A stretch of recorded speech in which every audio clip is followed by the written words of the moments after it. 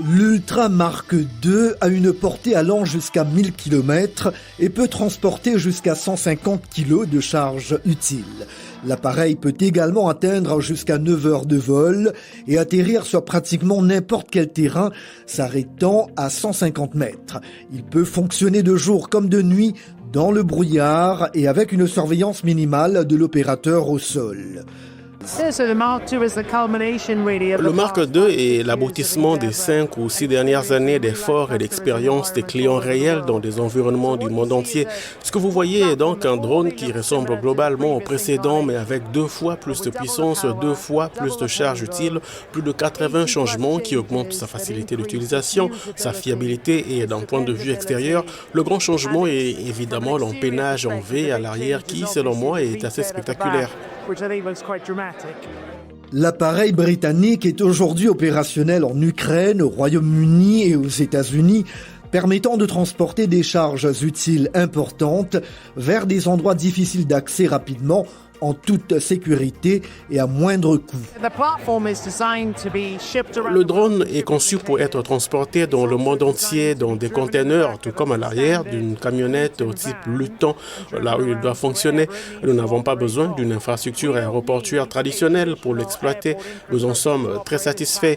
On peut le transporter dans un champ plat et le sortir de l'arrière d'une camionnette pour l'exploiter avec succès. L'appareil a été conçu à l'origine pour réduire le coût de l'acheminement de l'aide humanitaire dans les communautés isolées. Il le fera bientôt pour l'ONG française Aviation Sans Frontières, qui prévoit d'intégrer un drone lourd et longue distance dans la chaîne d'approvisionnement de l'aide humanitaire. The daily job for ISF is going where the others cannot go anymore for the Le travail quotidien d'ASF consiste à aller là où les autres ne peuvent plus aller, comme les compagnies aériennes régulières. Et c'est pourquoi nous voulons utiliser le drone pour avoir accès aux populations et parce que le risque pour les travailleurs humanitaires augmente chaque jour.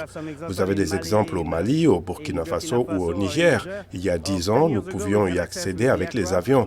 Mais maintenant, nous utilisons des hélicoptères pour cela. D'autres ONG le font aussi. On laisse le moteur en marche, on atterrit pendant 5 minutes et ensuite on doit repartir parce que la sécurité n'y est pas.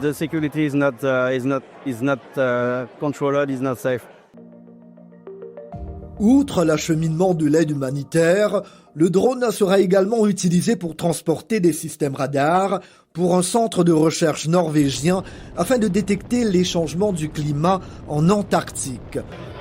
Wind Racers prévoit de construire un Ultra Mark II par jour et de le vendre au prix d'une voiture familiale ou de facturer le chargement en tant que service comme toute autre entreprise de logistique.